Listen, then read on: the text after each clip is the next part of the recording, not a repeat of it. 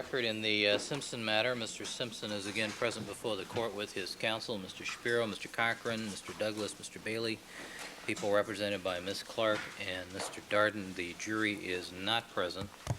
Counsel, is there anything we need to take up before we invite the jurors to rejoin us? Ms. Clark, anything for the people? All right, Deputy McNair, let's have the jurors, please.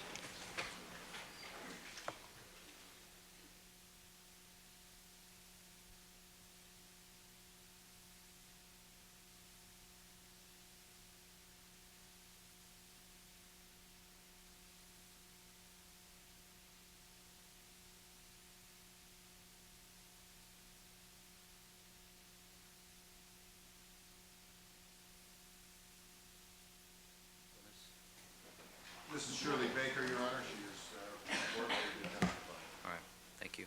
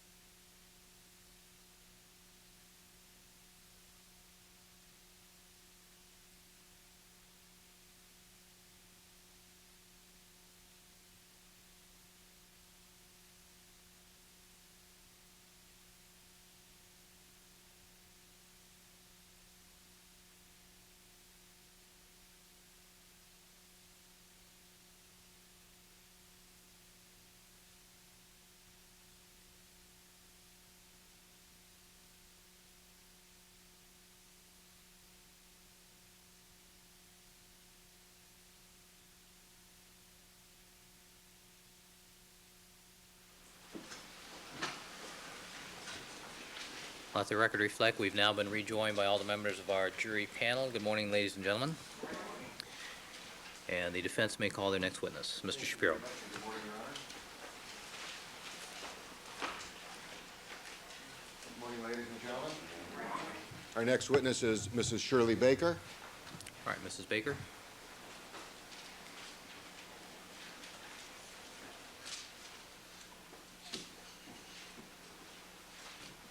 Raise your right hand, please. You do solemnly swear that the testimony you may give in the class continued before this court shall be the truth, the whole truth, and nothing but the truth, so help you God? I do. Please have a seat in which you stand and state and spell your first and last name for the record.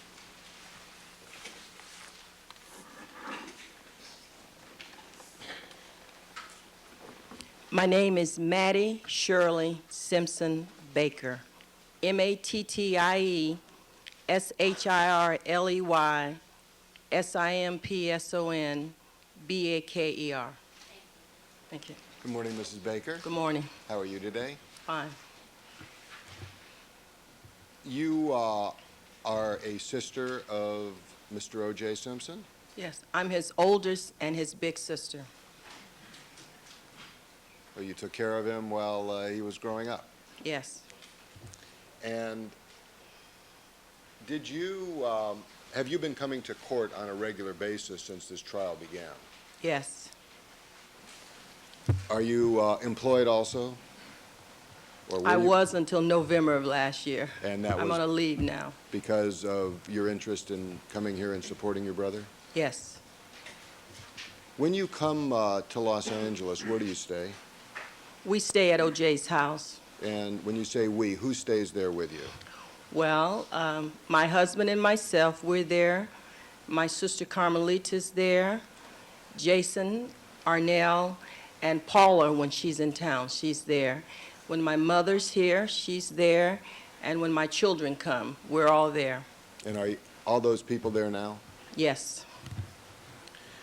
I want to direct your attention to the night of June the 13th. Did you get some very unfortunate news? Yes, we did. And what was that news? We found out that Nicole had been murdered. And as a result of that, did you come to Los Angeles? Yes, we did. Who did you come with? My mother and I, we came on the 3 o'clock flight from San Francisco. And at some time that early evening, did you arrive at your brother's house on Rockingham? Yes, we did. Where was your brother when you arrived? My brother, the first time we went there, we weren't able to get in. And when we went back, we went into the house and my brother was sitting on the couch in the TV room. Why weren't you able to get in the first time? The police would not allow us into the home. And what time was this? 4:30, 5 o'clock. Where did you go? We left there and we went to the police station to see if we could find out anything. And then from there, we left and we went to the Brentwood Lodge, which is up the street from O.J.'s house. And then you returned that evening? Yes, we kept calling until we were able to get into the house. When you came into the house, did you see your brother? Yes, we walked in and went into the TV room, and he was sitting there. And can you describe what his mood and demeanor was like when you first saw him? He was devastated. He was crying. He was sad. He was in disbelief. He was in shock. It was sad. It was just so sad. Did you try to comfort him? We tried to, but we were all in shock. Nicole had been a part of our family for 17 years, and we couldn't believe what was going on, and we didn't know what was going on because we were only hearing bits and pieces from the newspaper and everything, and the TV. We had no idea what had happened, and we were all just devastated. Were there other family members there when you were there with your brother? Yes, there were. What other family members were there? My mother was there. Arnell was there. Jason was there. There was a house full of people there. Some of my children were there, friends. Were there people that were coming and going, Constantly, and they were paying their condolences? yes. During this period of time when you were downstairs, did you sit near your brother? Yes, we sat on the couch in the TV room. There's a big couch there, and O.J. was sitting there, and my mother was sitting on one side of him, and I was sitting on the other side of him, and he was, as I say, he was devastated. He was exhausted because he had been on the plane the night before. He had gone to Chicago, and then he had returned, and then all of this was happening, and he was just, it was sad. We were all very, very sad because we couldn't believe what had happened. While you were sitting on the couch, did your brother ever leave your presence? No. At some point in time, did you and your brother leave the couch? Yes. He was sitting on the couch, and he was holding my mother's hand, and sometimes he would lean on her shoulder, and then sometimes he would lay his head back on the couch and close his eyes, and we kept urging him to go upstairs and to try to lay down and to try to rest, because every time he would lean back and he would close his eyes for a minute or two, he would jerk, or somebody would say something, or he was trying to listen to everything because there was a lot of commotion going on in there. And we were trying to get him to go upstairs. I asked Robert Kardashian if he would take O.J. upstairs because we thought he needed to leave from downstairs. And did Mr. Kardashian take him upstairs? Yes, they got up from the couch. They walked down the hallway. He stopped. He paused at the kitchen door, and he said something to someone in the kitchen, and then he and Robert walked up the stairs. Did you go up the stairs shortly I thereafter? walked up the stairs directly behind them. And when you got upstairs, was there anyone up there? The only person that was upstairs at that time was my brother-in-law, who was in the front bedroom, and he was in the bed. When you got upstairs, where did your brother go? My brother and Robert Kardashian walked into the room. I hesitated at Justin's room while they went into the room for O.J. to get into the bed. I stood in the doorway. He walked towards in the room, and I stood back. O.J. and Robert walked in. O.J. took his pants off, or Robert took his pants off. I didn't see who did it. O.J. laid in the bed, and then I walked into the room. During the time you were here watching the trial, did you see a man by the name of Ron Shipp testify? Yes, I did. And did you hear his testimony? Yes, I did. During the time that you were with your brother sitting on the couch, did you ever see Ron Shipp talk privately to your brother? No. During the time you went upstairs to the bedroom with your brother, did you ever see Ron Shipp come up and talk privately to your brother? Ron Shipp did come up to the bedroom. I was in the bedroom. I was sitting on the couch. The telephone was ringing, and O.J. had just closed his eyes for a moment.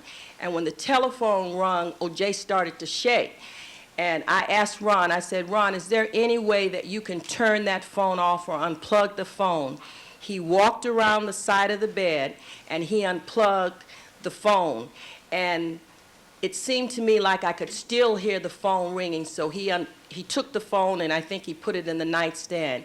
He said a few words to me, and then he left the room, and he never returned to that room again. So you are absolutely certain at no time did your brother speak privately to Ron Shipp in the bedroom that night? I'm absolutely certain, yes. Where did you spend the night? I spent the night on the couch and laying on the bed in O.J.'s room. My husband and my other children came at about 10 o'clock, and my husband came upstairs, and the two of us stayed in O.J.'s room until the next morning, until Robert Kardashian and Howard Wiseman came to the house. So with the exception of the time that your brother went in to get in bed with Robert Kardashian, you were with your brother the entire time he was in the bedroom? Every moment until that morning. Thank you very much. Thank you. People? Good morning, Ms. Baker. Good morning. Can you tell us what time it was when you went up to the bedroom? It was a little after 9. Okay. And then at that point, when you went up to the bedroom, when did you leave? Say that again. I'm sorry. How long did you stay in the bedroom? I stayed in the bed. I was in the bedroom the entire time. A little after 10, my husband and my daughter, two of my daughters arrived, and my husband came upstairs. We met on the stairway. I told him that we were sleeping in O.J.'s room that night, and he said, where are we sleeping? And I said, well, we'll sleep on the couch. One of us will sleep on the bed. I want to be close to him. I want to be near him. And he said, okay, and that's what we did all night and the next morning. Now, when you met him on the stairs, did you take him downstairs, give him something to drink or eat? No, my nieces were there. My sister was there. I had 3 daughters that was there. There was a house full of people. Okay. So you did not give your husband anything to eat or drink after I'm talking about, regular No. beverages. I'm not talking about drink. I'm talking about something to sustain him, some No, we liquid, didn't- some food, anything? No. No? We didn't think about eating. Our concern was we wanted to be, we were a family, and Nicole had been killed, and we wanted to be with O'Day. We wanted to be with the children. We wanted to be together. I didn't even think about food. Food was brought in, though, wasn't it? The next day, yes. Yeah. So you went up to the bedroom at about 9 o'clock, and at about 10 o'clock you met your husband on the stairway, is that right? That's correct. And you spoke to him there? Yes. Okay. And then after you spoke to him on the stairway, did you go downstairs with him at any point? No, You not stayed that with night. him on the stairway there? I met him on the stairway. We spoke. We embraced. I think he kissed me on the cheek. We turned around, walked back up the stairway, went into O.J.'s room. Okay. And you heard Ron Shipp testify to the conversation he had with the defendant about, with Mr. Simpson about having a dream about killing Nicole. You recall that testimony? I heard it on TV. I wasn't in the courtroom. I got sent out the courtroom when he was testifying. Okay. And you watched that testimony on TV, did you? Yes, I did. Okay. Now, when you got up the next morning, on the 14th, did you see Mr. Simpson? I saw him. He was in the bed. He never left the bed. Okay. Except to go into his bathroom. Okay. And on the day of the 14th, did he leave the house at some point? At some point, yes. Okay. And were you still at the house? I live at the house. Okay. I'm talking about in that week. I know that's true now. Did you stay there the whole week?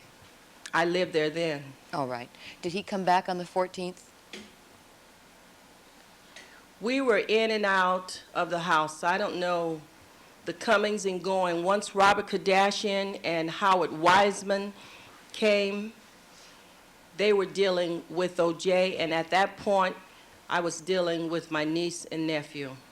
And we were coming and going. I was leaving the house. I was there sometime. I wasn't there. I was taking care of my mother and my children. Okay, when So you s- at that time, I don't know about O.J.'s coming and going on that particular day. All right. And when you say your niece and nephew, you mean Arnell and Jason, correct? Arnell and Jason. All right. You did not see Sydney and Justin there, did you? Sydney and Justin had already left when we got there. Okay. And during the time that you were staying there, which was that whole week, you did not see Sydney and Justin at Rockingham, is that correct? Full rule. No. Now, when Mr. Simpson left on the 14th, do you know where he went?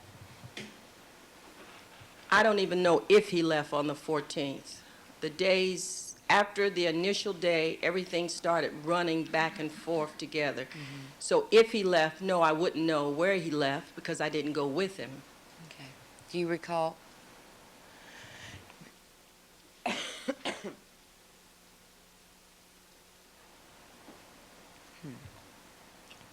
Excuse me a minute.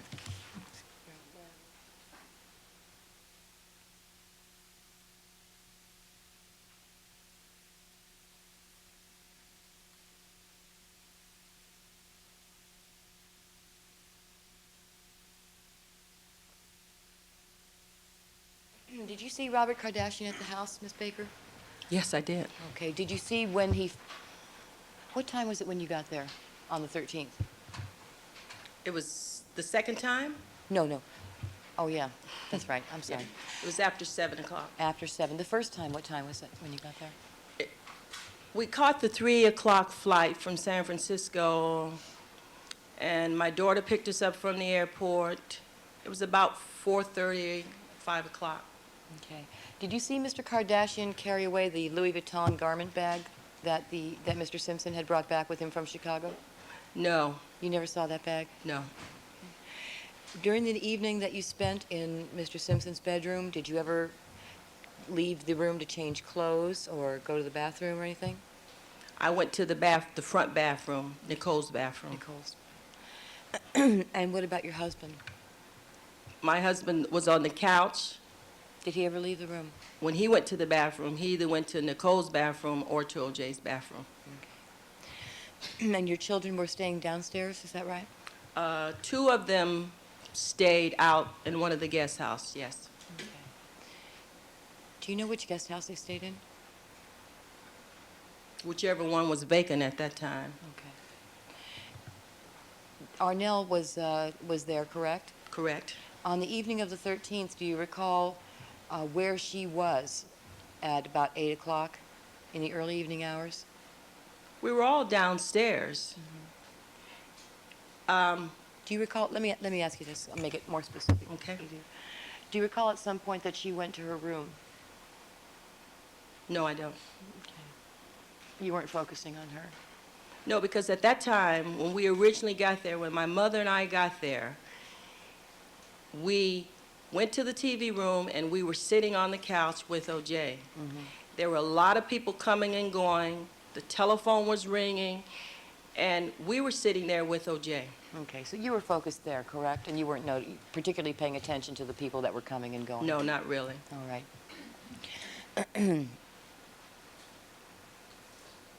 So if I asked you who was there and who was not there, you're not going to be able to tell me, is that right? Outside of my family, All right. Robert Kardashian and a few people that I know. How about Mr. Simpson's lawyer, Skip Taft? Remember him being there? I don't remember seeing Skip that night, no. Okay. How about Cato Kalin? Do you remember seeing him Oh, there? yes, he was there. Okay. And what about Howard Weitzman? Do you know if he was there? I saw him the next morning. Okay. You didn't see him there that day?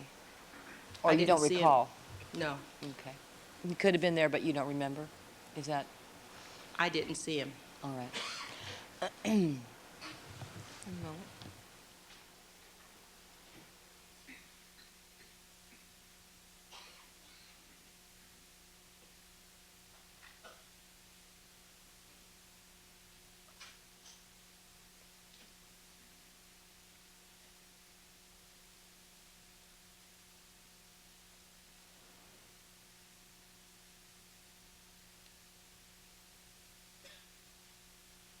November, have you been staying at Rockingham? Yes, I stay there all the time. Actually, Rockingham is now my home. And does your sister Carmelita Durio stay there also? Yes, And she has been for some time as well? yes, she has. And does Arnell visit there frequently, or does she stay there? Arnell lives there. Okay, so the three of you are all living there together at this point? Well, there's more than three of us. There's Arnell, there's Jason, there's my husband and myself, my sister Carmelita, my mother when she comes down here, and my children when they're in town, and Paula when she's in town. All right. So every room is, there's a full now. Okay. So the whole family, and since the beginning of this trial, at least, or since November, you and your sister Carmelita and Arnell and Jason have been full-time residents there. Is that Mr. correct? Baker, my husband, Ben. Yes, correct. Yes, yes, we have. Thank you. Mr. Shapiro?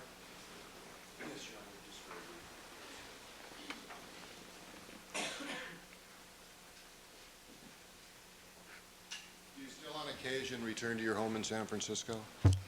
We come down on Monday, and we go back on Friday or Saturday morning and return the next week.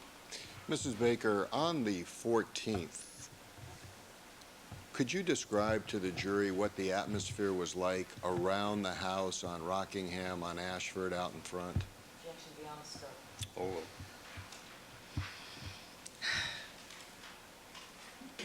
It's something that you would not believe. I will never take my grandchildren to the zoo again because that's exactly how we felt. It was unbelievable.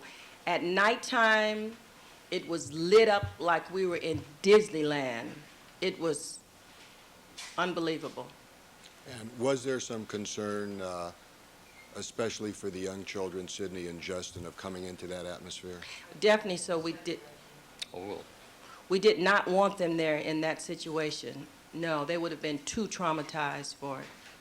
Now, you mentioned that very briefly you went to the bathroom when you were upstairs, and you went to what was then Nicole's bathroom.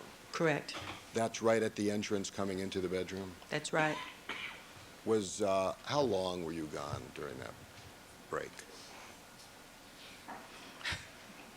How long was that gone? Approximately, was it? Maybe a minute. And during that period of time when you left, was Mr. Shipp there?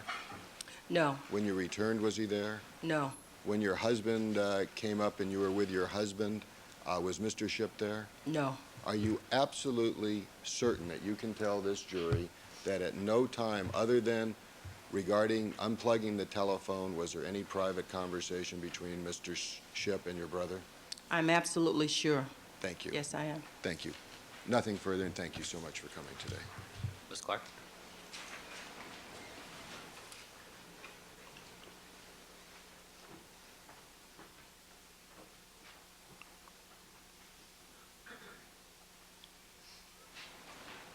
Thank you, Your Honor, nothing further. All right, Ms. Baker, thank you very much. Thank you.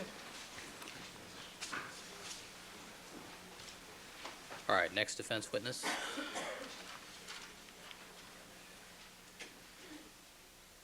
Mr. Cochran? Thank you, Your Honor. We'll next call Mr. Jack McKay, who's present. The court pleases. Mr. McKay, sir.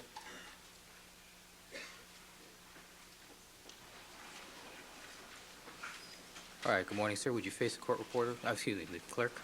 Raise your right hand, please. Do you solemnly swear that the testimony you may give in the following opinion before this court should be the truth, the whole truth, and nothing but the truth, so help you God? I do. Please have a seat to witness stand and state and spell your first and last name for the record. It's Jack McKay, Jack-MC, capital K-A-Y. All right, Mr. McKay, would you just set that cup off to the side there, please? Thank you. Mr. Cochran? Thank you very kindly, Your Honor. Good morning, Mr. McKay. Good morning. Mr. McKay, sir, how are you employed, sir? I'm the Chief Financial Officer for the American Psychological Association. And did you occupy that position back in the month of June of 1994? Yes, I did. And on that date, did you have occasion to see Mr. O.J. Simpson? Yes, sir, I did. And that's Mr. Simpson seated to my left here, to my far left? It is. And where did you have occasion to see Mr. Simpson on June 8th, 1994? Thank you. We were participating in a corporate golf tournament in Sterling, Virginia. All right, back in Virginia? Yes, And do you remember the name of the course? it was Lansdowne Conference Center. And when you say we were participating, was the organization of which you are the chief financial officer a participant in this particular tournament? Yes, And you were playing there that day? yes, I was. That was a Wednesday, was it not? I believe so. Would you tell the ladies and gentlemen of the jury what time on that date, June 8th, did you see Mr. Simpson? One of my calling cards is being late, so I was naturally late for this golf tournament. I got there a little before 12:15, I believe, for a 12:30 starting time, and got up to the first tee, and Mr. Simpson and two other players were there, and we had a picture-taking exercise, and then we went off at 12:30. All right, so you had what they call a 12:30 tee time? Yes. All right, and had you ever played golf before with Mr. Simpson? No. And you had occasion then to tee off with him at or about 12:30, and then for how long after that did you play golf with Mr. Simpson?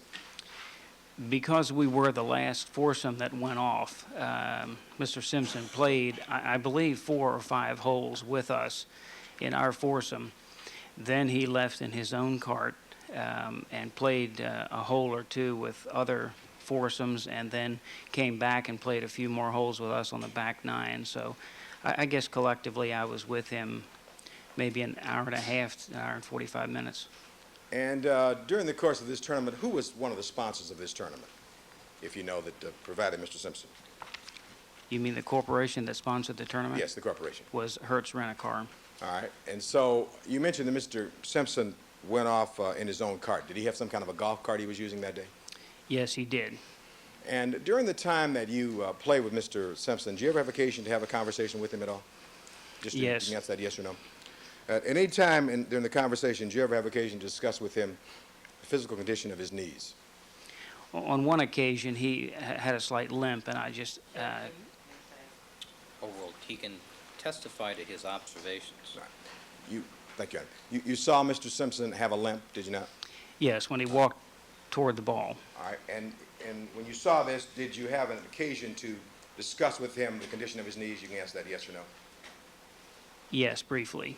And did the two of you then discuss the subject matter of Mr. Simpson's knees and any problems he might be having with those knees? The subject matter. Did you discuss that? Discuss that. McKay, did you? Very briefly. All right, All right, thank thank you. And how would you characterize Mr. Simpson's demeanor during the time that you had occasion to play golf with him, these 4 or 5 holes at first and then the time afterwards? He was very cordial, friendly, very willing to shake hands, sign autographs, have pictures taken. Very much different, I would say, than other celebrities that I've had an occasion to play golf with. He was a regular person that I was very comfortable with, and everybody else was. Now, you've obviously had occasion to play golf with other so-called celebrities, is that correct? Yes, I have. And without mentioning any of their names, you found the demeanor and comportment of...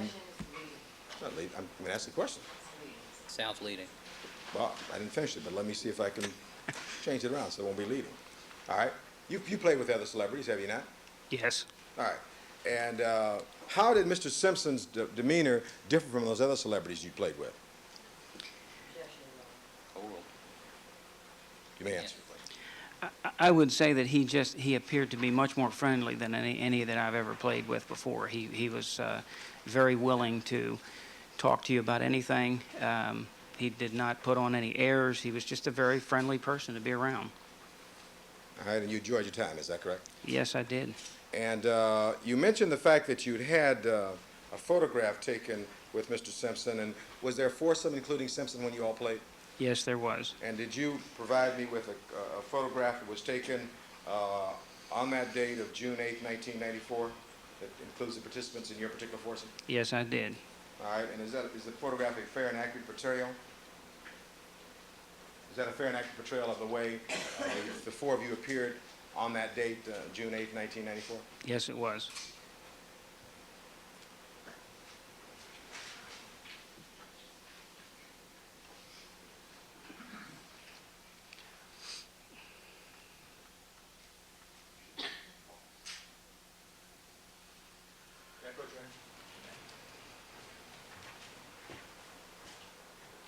I'll mark this, Your Honor, as the defendant's next exhibit. 1229. 1229, Your Honor. Yes. I'll place the 1229 on the upper right rear. And I'll place this photograph before Mr. McKay and ask, Mr. McKay, is that a photograph that you brought to California and provided me with? Yes, it is. And is that photograph a fair and accurate portrayal of the way the four of you looked back on June 8, 1994? Exactly. And where was that photograph taken? It was taken on the number 1 tee at Lansdowne Conference Center in Virginia. And then the number 1 tee is before you teed off to start playing golf, is that right? That's right. All right, and let's see who's depicted. Perhaps so everybody can see if I put in the elbow here. You may.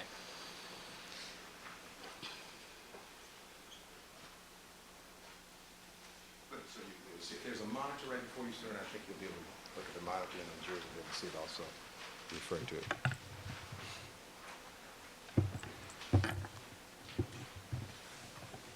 Now, in looking at this photograph, you've told us this is a fair and accurate portrayal of the foursome just prior to the first tee.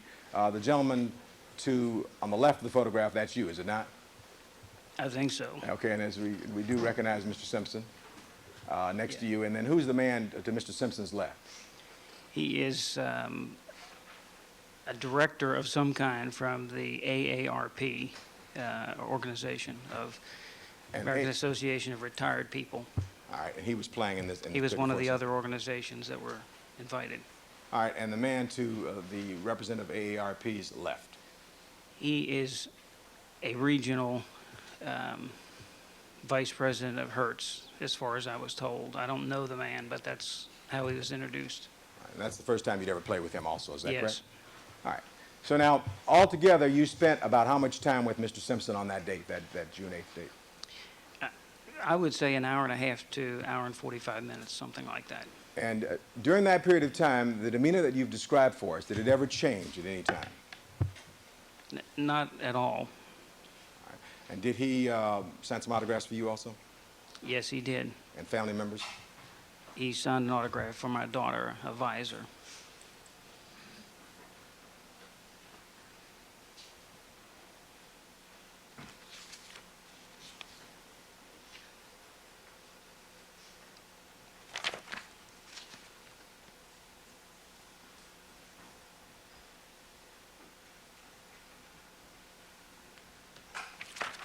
I have nothing further to Mr. McKay at this point, Your Honor. All right. Ms. Clark?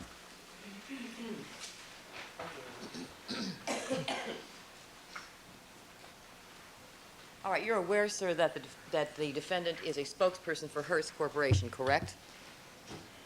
I assume he is. He was there for that purpose. All right, and that he gets paid to enhance the company image, correct? I don't know that. What would you think a spokesperson would do, sir? Well, yeah, that's argumentative. Mr. Stain, rephrase the question, please.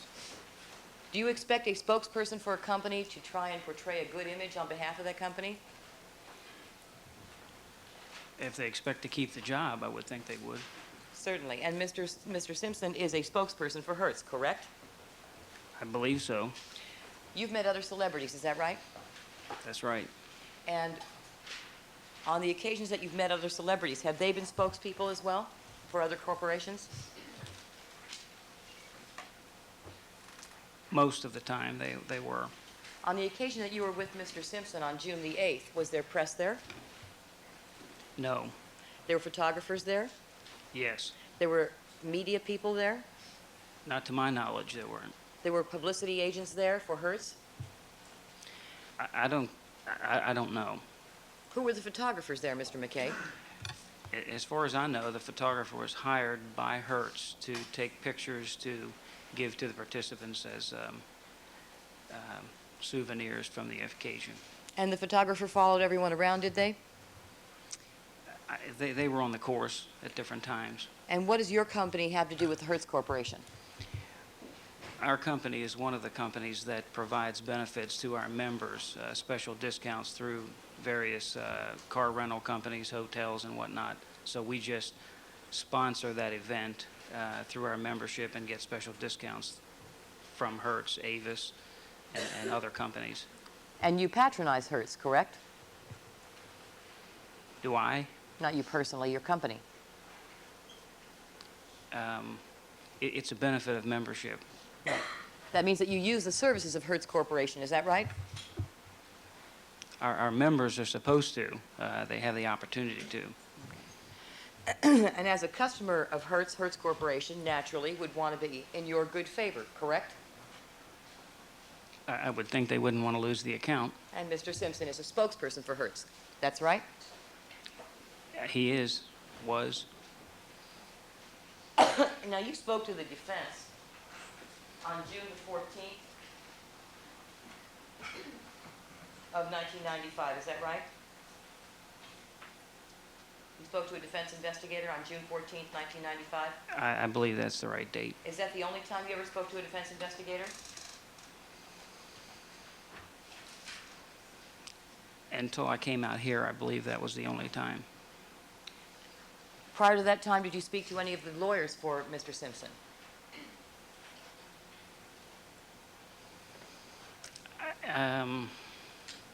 I don't think so. I think I was called some time ago by an investigator, and then I spoke to Mr. Bailey briefly.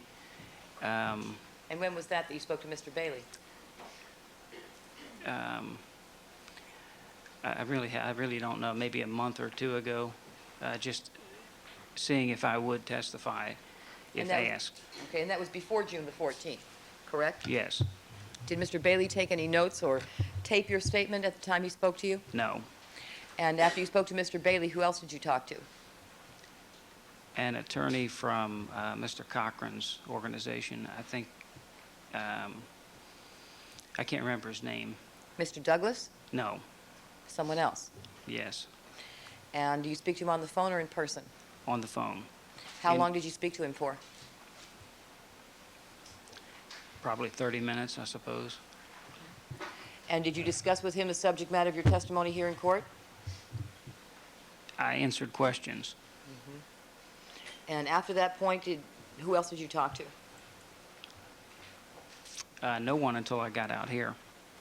At what point then, you spoke to Mr. Bailey, you spoke to someone, a lawyer from Mr. Cochran's office, and was it after that that you spoke to a defense investigator on June the 14th?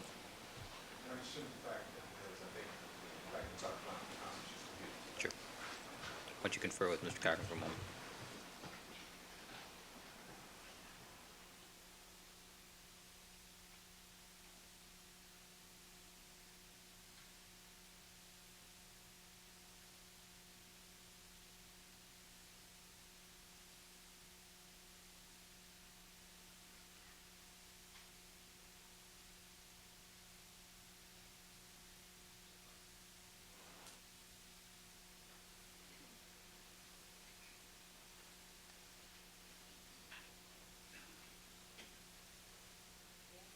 Certainly.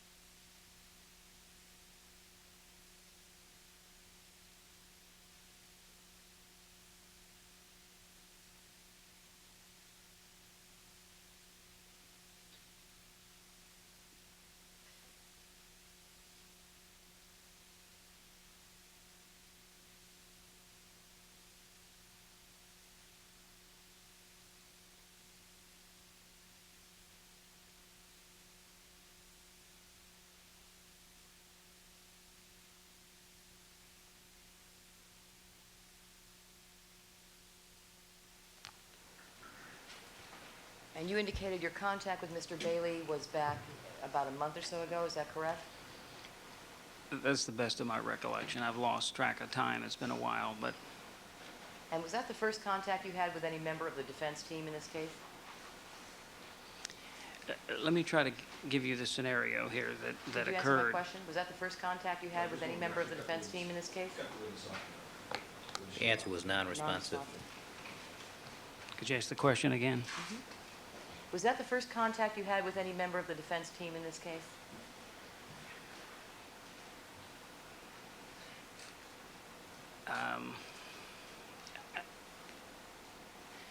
I don't know whether someone's a member of the defense team. Any witness or lawyer for the defense in this case? Was that your first contact, Mr. Bailey, about a month ago? Or was there an earlier contact by someone else who was involved with the defense case? I have spoken to someone else other than on this defense team about this case. Isn't it In- true that you spoke to a psychologist by the name of Lenore Walker in February of this year? That's correct. A witness scheduled to testify in this case? I don't know whether she's scheduled to testify, but I talked with her. And you are CFO. What's CFO? Chief Financial Officer. That's not a doctor, is it? No, it is not. It's not a psychiatrist, is it? No, it is not. As Chief Financial Officer, you have to do with the finances of the company, correct? Correct. Now, on the occasion of June the 8th, 1994, you shook hands with the defendant, is that right? That's correct. You got his autograph, is that correct? Right. See any cut on his left finger? No. See any cuts on his hand at all? No. You spoke to a lawyer on June the 14th of 1995 at some length, is that correct? I think the testimony was investigator. Let me ask you that. Did you speak to somebody on June the 14th, 1995 for about half an hour to an hour? Yes. And do you know if that was a lawyer or an investigator? Overruled.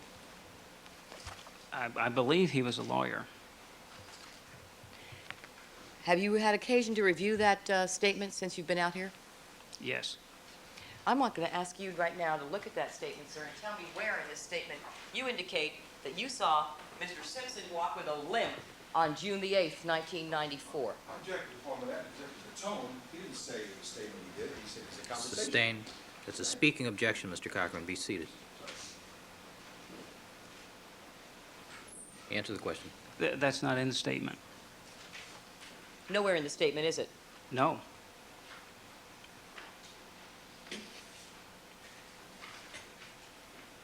June the 8th is the only time that you ever had any contact with Mr. Simpson, is that right? That's right.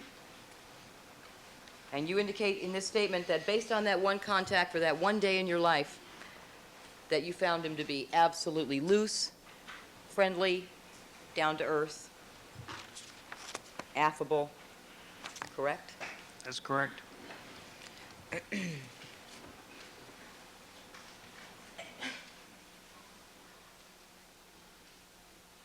And how many hours of that day did you spend with him on June the 8th, 1994?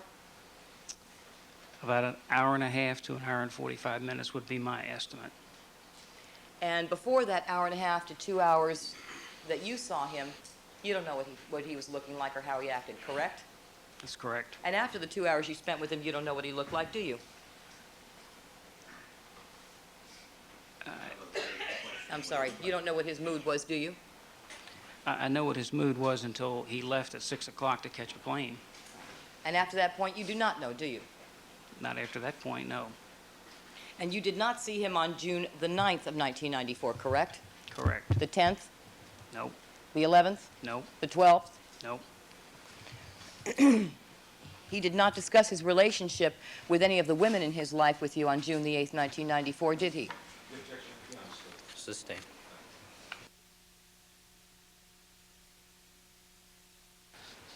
Well, let me ask you this, sir.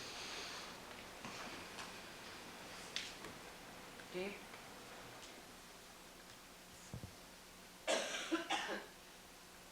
You did not see his left hand on June the 12th, did you? Overruled. You can answer the question. Yes, I did. On June the 12th? Oh, pardon me. No, I only saw him on June the 8th.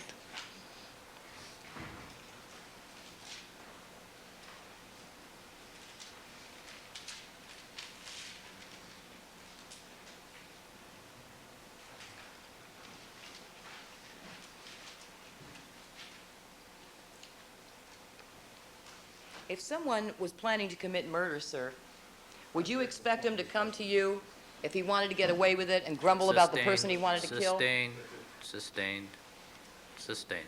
Okay, do you know how someone would act? Excuse me, hold on. Jury is to disregard the implication of that question. Do you think you know how someone's going to act before they commit a crime? Sustained. Sustained. Move on, counsel.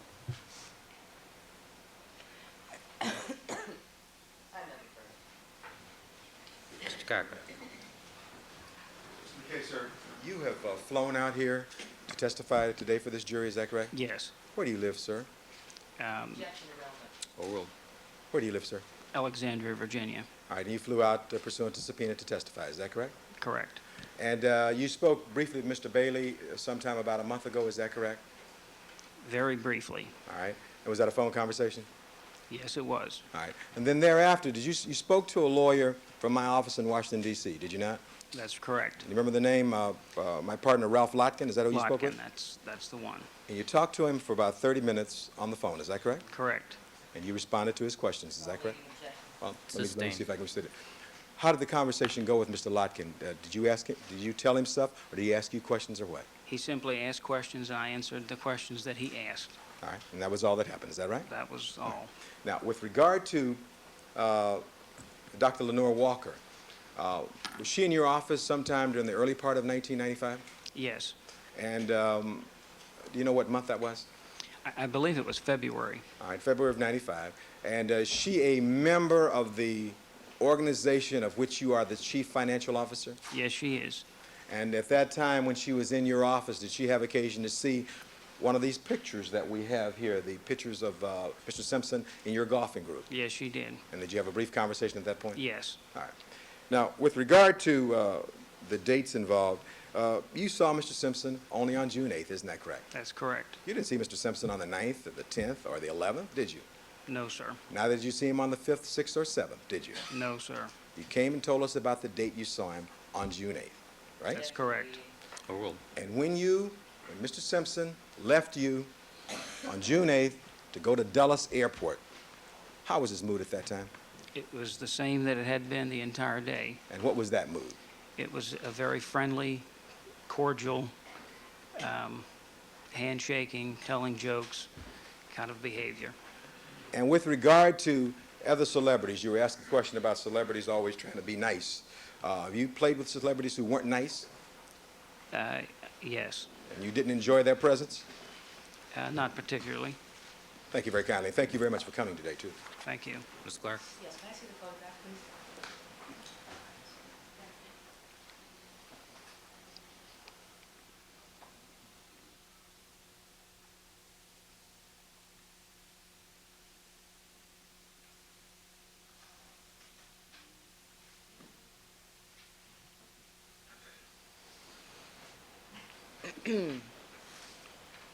Can you see the defendant's left hand in this photograph, sir?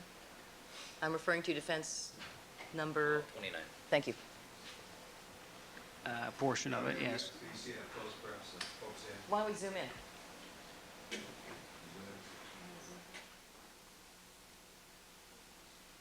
Maybe we should take a photograph too.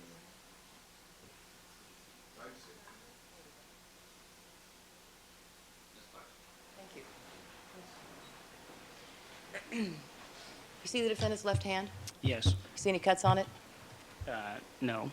You all posed together for that photograph, did you not? Yes. And that was a Hertz photographer that took the picture, is that correct? Someone hired by Hertz, I believe. And with respect to the statement that you gave to the attorney, I'm going to direct your attention to page 2 and point out the second paragraph that consists of one line. In that paragraph, did you indicate, sir, that the defendant did not complain of any physical limitations on June the 8th, 1994? That's correct. Just two other questions. First of all, regarding this picture, do you notice how swollen Mr. Simpson's middle finger looks? You see his knuckle up there? You see that? Objection, leading. Let me Sustained. point it out for you. It's leading. Okay, let me ask you. Do you notice anything unusual about that middle finger of Mr. Simpson's there? Can you see that? I can't, I wouldn't have seen it before, so I wouldn't know whether it's normal or not. I mean, that's the first time I've seen that. This picture was the way, however, the way it looked back on June 8th, though, isn't it? Yes, right. All right. And with regard to Mr. Simpson complaining, as I understood your testimony, you noticed Mr. Simpson limping, and you asked him a question about that limping. Isn't that correct? Not in this written testimony, that question was never asked. You asked me that question here today. Sure. But on that particular date, on June 8th, you noticed him limping as he's walking toward his ball, right? Right, All right. That's something you saw with your own eyes, isn't that right? that's right. Oh, And then you then commented or talked to Mr. Simpson about why he was limping. Is that right? this is leading. All right. All right. After you saw Mr. Simpson limping toward his ball, what did you do at that point? Did you ask him a question? We just said, we joked about old football injuries. Just said that's old football injuries, knee injuries. That was very, very brief. I mean, it was like in a joking way. We really didn't discuss it at all. All right. Thank you very kindly, sir. Ms. Clark?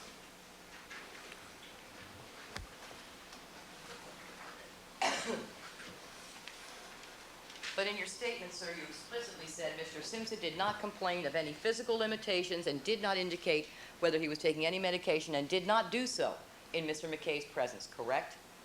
He did not complain.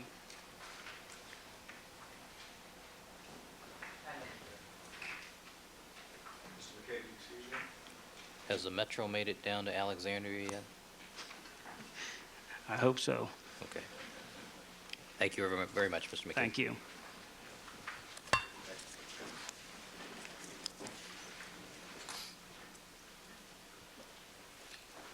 All right, next witness. Thank you very much, Your Honor. If the court pleases, we call Mr. Dan Mandel.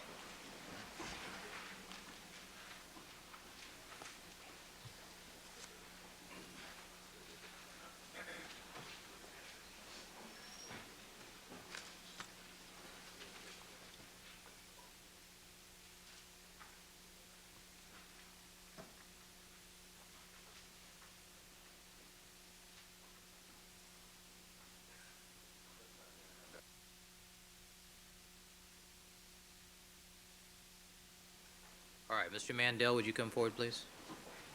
No? Wrong person.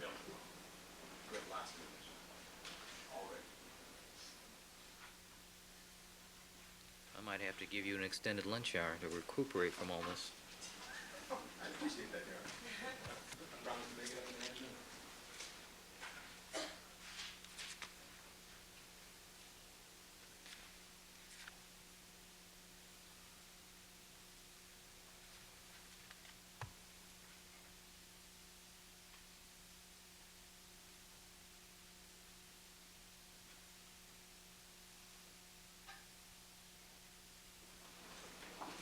All right, are you Mr. Mandel? All right, good morning, sir. Would you stand over here by the podium and face the clerk, please? Face the clerk. Raise your right hand, please. You do solemnly swear that the testimony you may give in the class not convened before this court should be the truth, the whole truth, and nothing but the truth, so help you God. I do. Please have a seat on the witness stand and state and spell your first and last names for the record.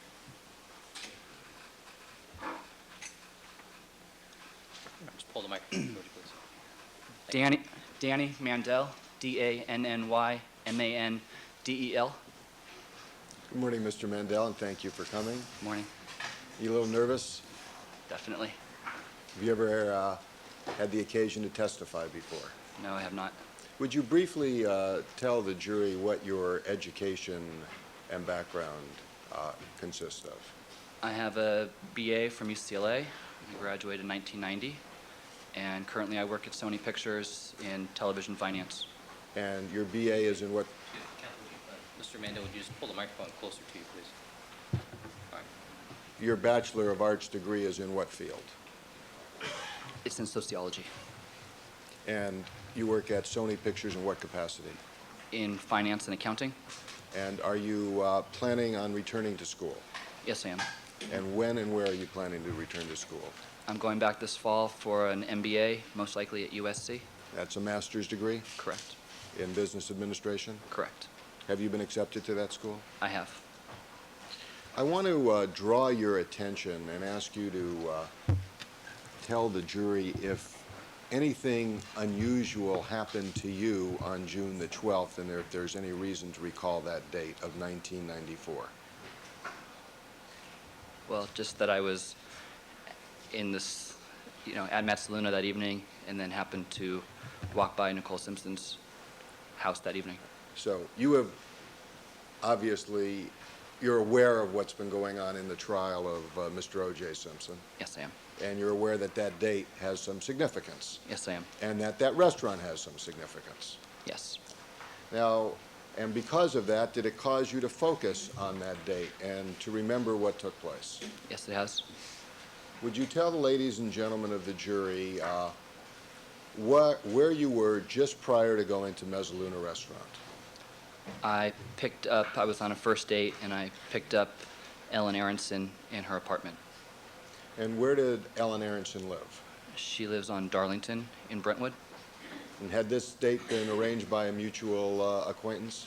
Yes, it has. And who arranged that? This was a doctor. So you We sh- share the same doctor. Where was Miss Aronson's apartment? It's on Darlington. And do you know where Darlington is in relationship to a location that did you at some point become aware of where Nicole Brown Simpson lived? Yes, I did. Where in relationship to Nicole's condominium was Miss Aronson's apartment?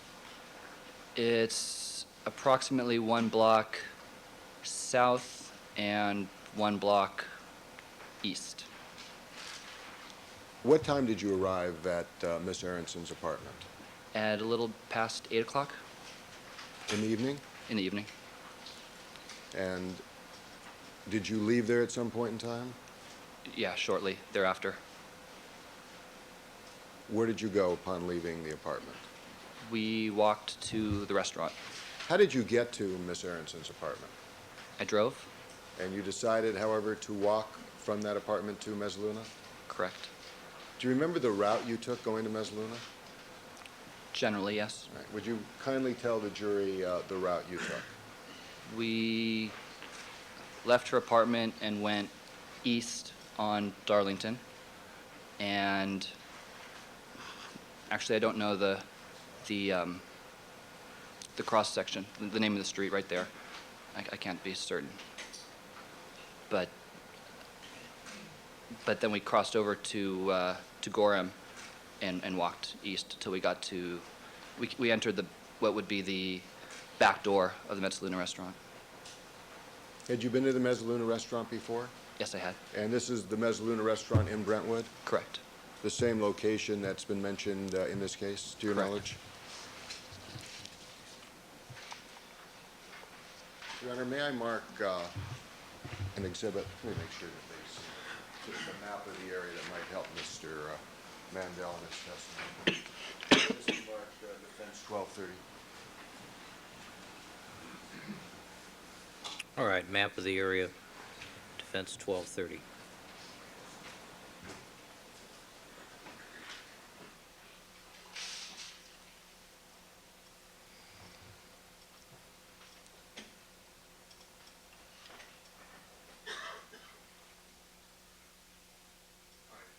Give that back to Mr. Shapiro so we can proceed, May we put this on the Elmo, Your Honor, with the court's permission? please.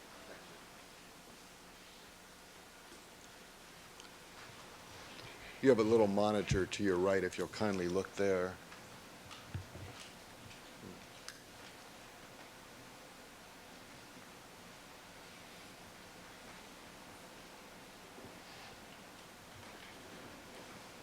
Do you see on the map the area that you've just described to the jury?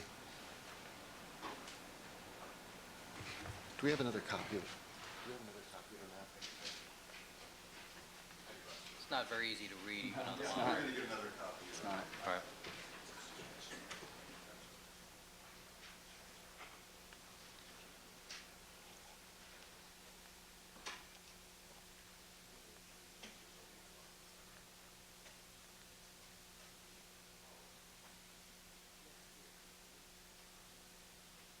Can you see that? Can you see Darlington up there? Yeah, I do see Darlington. And is that the general area where you picked up Miss Aronson? On Darlington, correct? Okay, and do you know, can you see from the map what street you came up on after you passed Arlington? While walking to the restaurant, you're saying? Yes. My orientation here is, I see Montana, Gorham, Darlington. Can you just point out to me which is Bundy? I can't tell which is east and west. All right, let's, you know what, let's I mean, I can't read the names of the streets That's that are fine. here.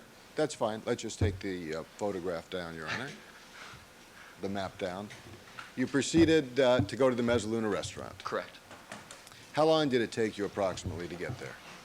To walk to the restaurant? Yes. I'd say 10, probably 15 minutes. And had you made reservations at the restaurant? No, we had not. Did you have to wait for a period of time? No. Do you recall approximately how quickly you were seated? We were seated just as we walked in. And did you have dinner at the restaurant? Yes, we did. Do you recall what you ate? I had a pasta. And do you recall what your date had? I would not specifically. I believe she had a pasta as well. Did you have any alcohol to drink? No, I didn't. What about your date? Did she have any alcohol? No. Do you know what time you left the restaurant? I would approximate 10:15 or so. Have you ever seen any records of when the check was presented to you? Yes, I have. And did you review that record? Yes, I did. And what did that record indicate as to the time you left the restaurant? The timestamp was 8:55. Sustained.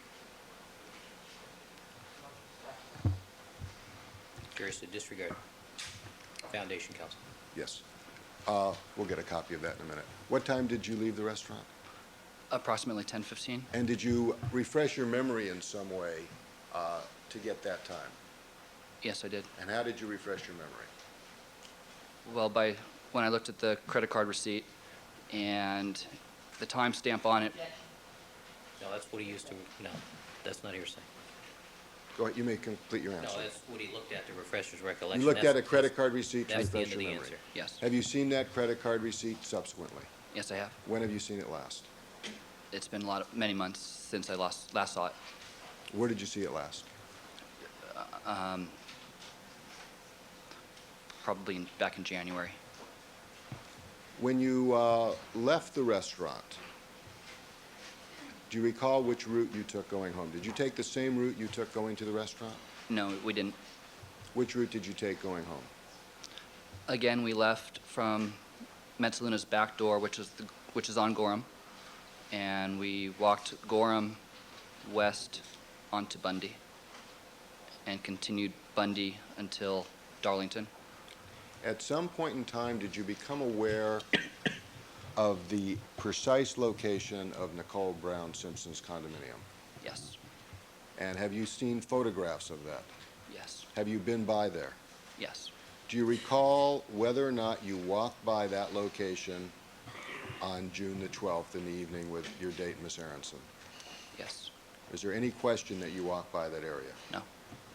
When you walked by that area, did you notice anything unusual? No. Did you hear anything unusual? No. Did you hear any barking dogs? None. Your Honor, we'd like to put on the Elmo and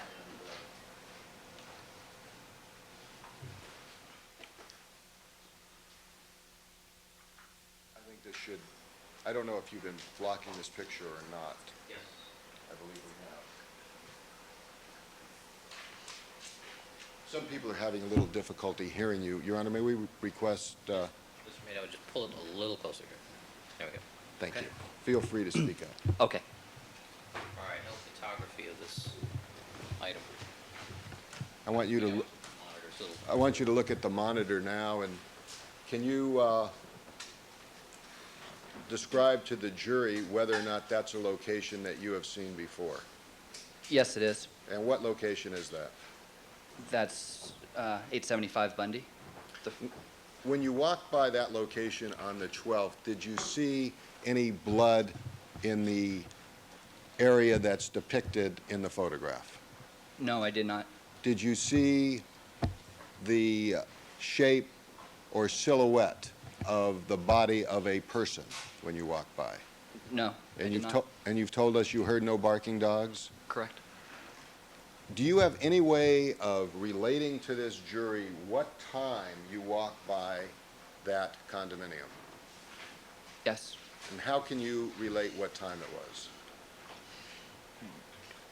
Well, both by knowing the credit card time and having an approximation of how long I sat before I left, and then also when I was on Darlington, a few houses down from Ellen's apartment, I happened to glance at my watch, and What time was it when you glanced at your watch?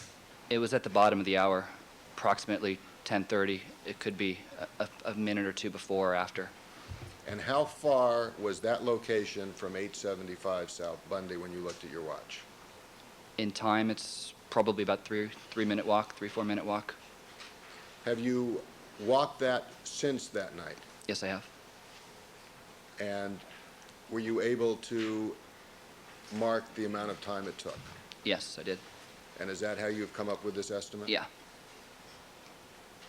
Was there anything unusual whatsoever at approximately 10:30 on June the 12th that you recall when you walked by the condominium of Nicole Brown Simpson? No. May I just have a moment, Your Honor? Mr. Shapiro, which exhibit was that you used on the Elmo? That's People's 42, Your Honor, for the record. All right.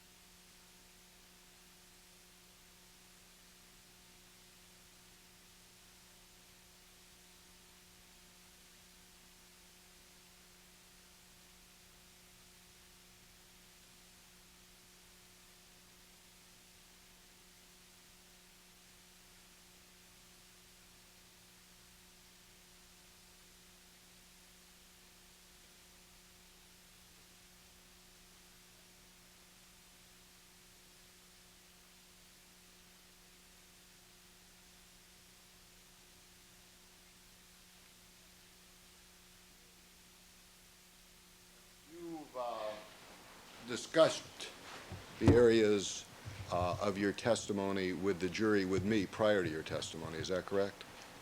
With the jury? What you've talked to today, did you Correct. discuss that with me? Okay. Yes. And that was a couple weeks ago? Yes. Did you also have the opportunity of talking to anybody from the district attorney's office? Yes, I did. With whom did you talk to at the district attorney's office? With Marcia Clark and with Bill Hodgman. And did you tell them what you have told the jury here? Yes, I did. Your Honor, we would, with the court's permission, like to show a diagram of the area. It's on its way, and perhaps we might want to ask the court. I think we already have several diagrams of, and if you recollect, part of the crime scene view with the jury was to give them the relationship of the Mezzaluna restaurant and its proximity to the Bundy address.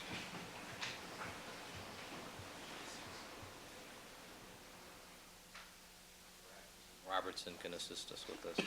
Thank you. We would appreciate that. Did you tell the members of the district attorney's office about the receipt from the Mezzaluna restaurant? Yes, I did. And did you tell them how you were able to gauge the time? Yes, I did. Did you see any footprints that looked like bloody paw prints in the area as you were walking on 875 South Bundy? No, I didn't. Do you recall how long you spent with members of the district attorney's office? I was in the office probably approximately an hour. And do you recall when you talked to them? What month? Yes. Back in, I believe it was September. Of 1994? Yes. May I just have a moment, Your Honor, please?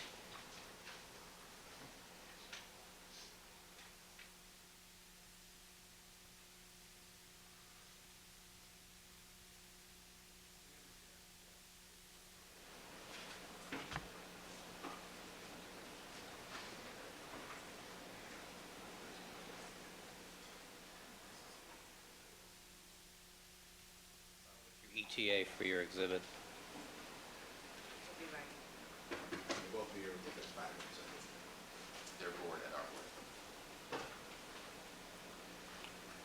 All right, then, Mr. Shapiro, how about if we start with the cross-examination? I'll allow you to reopen as to the diagram. Thank you very much, Your Honor. All right, Ms. Clark?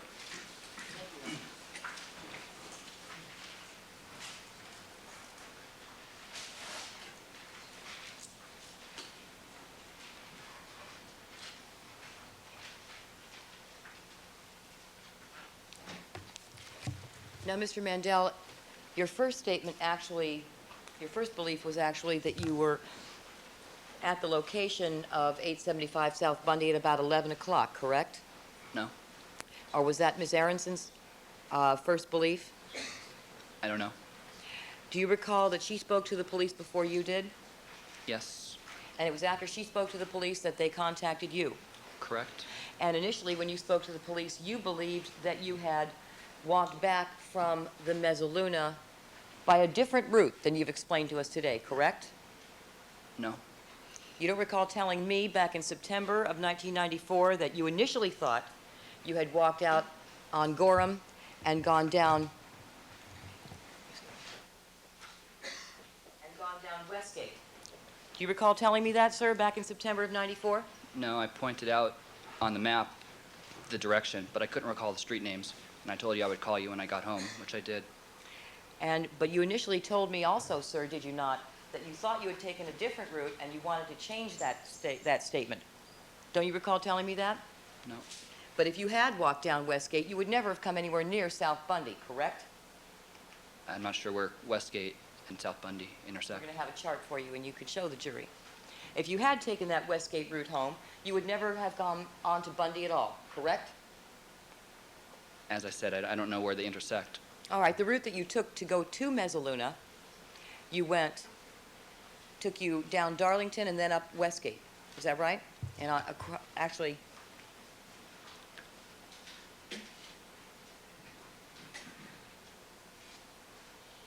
let me put it more easily before I get the chart. The route you took to the Mezzaluna did not take you on Bundy. Is that right? That's correct. And that was a very direct path from her apartment to the Mezzaluna. Is that correct? Fairly direct, yes. And is it your testimony, sir, at this time, that when you walked down Bundy, you walked on the west side of Bundy? Yes, And that would mean that you'd have to not only cross Bundy once going from the Mezzaluna, going from the east side of the Bundy to west, but then you'd have to cross Bundy back again, going from west to east, to go back to her apartment. Is that right? that is correct. And Bundy is a curving street, is it not, sir? It is. And the intersection of Gorham and Bundy is uncontrolled for Bundy. It's only a stop sign for Gorham. Is that correct? That is correct. And it was very dark there that night, wasn't it? Moderately dark. Moderately dark? I don't know how you gauge it. It was nighttime. All right, you identified that photograph for us here today as 875 South Bundy, didn't you? Yes. Were you noticing all the addresses of the places you were walking past that night? No, I didn't. As you walked down the street on Bundy, were you looking up each pathway to see what was at the end of each pathway to each house? No, I was not. You were talking to Ms. Aronson, is that correct? Yes, And that was your first date with her, is that correct? yes. And you were looking, you were not looking to see what the details of each house you were passing was, correct? Correct. Were you looking to see if there was any blood on any walkway, sir? No, And as a matter of fact, you had to cross from the west side to the east side of Bundy, isn't that right? To go back to her apartment? yes. And can you tell us for sure right now at what point on Bundy you crossed from the west side to the east side? Yes. And how can you do that, sir? Based on my recollection? Let me ask you something. Was that the first blind date you've ever had? No. You've had others since then, is that right? Probably, yes. You ever taken a walk with any of those blind dates, sir? Probably not. Never took a walk with another blind date? Not that I recall, no. Ever taken a walk with a woman before Ms. Aronson? Yes, How about since? yes. Can you trace the route of each woman you walked with? If, specifically, yes. If I guess we start talking individually and I recall the date, I could.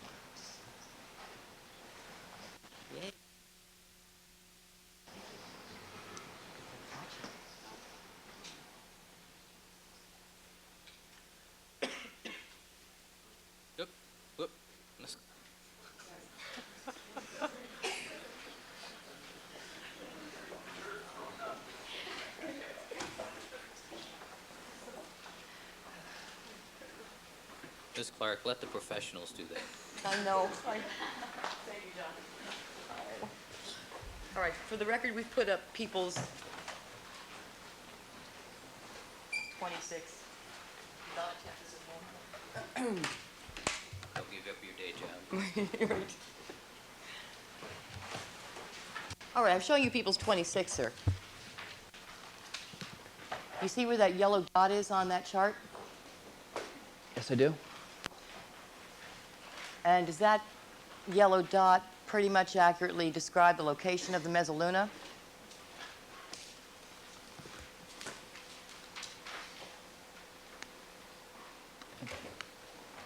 Yes, it does. Is that right? Yes. And can you tell us where in relation to Dorothy Darlington would be? It's this next block. 1 block south, is that right? South. Yes. Okay. Now, can you show us approximately on that chart? Actually, you know what? Let's use the Elmo. You can sit right there. Look at your monitor. Oh, please. I'm going to show you that chart on the monitor. And Mr. Fairtlow, if you could move that just a little bit up so that we get more of the south area. Okay, there we go. Thank you. If you would, sir, look at this chart now. I'm going to ask you to direct the arrow, make it red, there you go, the cross, to the location approximately of Ms. Aronson's apartment. So bring it down a little more onto Darlington, which is the block south of Dorothy, and a bit closer towards Bundy. I mean, still on Darlington, but bring it approximately there. There? Yeah. Okay, did you mark that? Thank you. All right. Now, you stated you got there a little after 8 o'clock? To Metzaluna? No, to her apartment. I mean, yes, to her apartment. Yes. And how many minutes after 8 o'clock did you get there? I think about 5 minutes after 8. Did you look at your watch? No, That's an estimate, is that right? it is. Okay. And then you talked to her a little bit in her apartment, is that right? Yes. And do you know exactly how many minutes you spoke to her in her apartment? Not exactly, no. Did you look at your watch when you left? No, I did not. But you left at some point after 5 minutes after 8 approximately, correct? Correct. So your estimate is that at some time after 8 o'clock you left her apartment, is that right? Yes, You don't know exactly when, is that right? that's correct. Okay. And when you walked, I would like for you now to direct the arrow and show the jury what route you took to the mezzaluna that night when you left Ms. Aronson's apartment. Okay. I don't recall specifically. All I know is that we took Darlington going east, so that direction, and Okay. Can you create a line, John?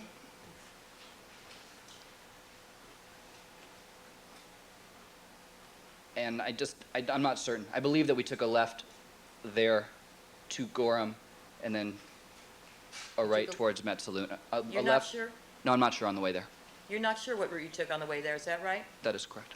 You think you took a left at the street that is the intersection that the arrow's at right now, which would be Westgate? Yes, I do. You're not sure. Not on my way there, no. Could have been the next street up that you took a left at, is that correct? That's possible. So you're guessing, is that right?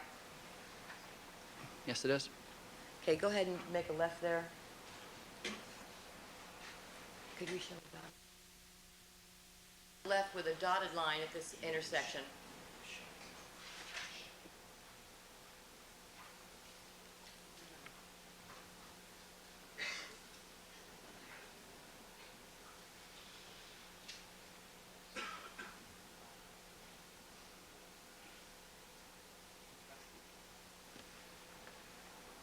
Stop. There you go. Now, are you sure that you went all the way on Westgate there? Or could you have made another right at Dorothy and then maybe another left and a right to go up to the restaurant? As I said, going to the restaurant, I don't recall. You don't recall. Ellen led us there. So you think you might have gone this way, you're not sure, on the way to? Correct. All right. But if you did turn left at Westgate, you would have turned again right hand on Gorham, correct? That's correct.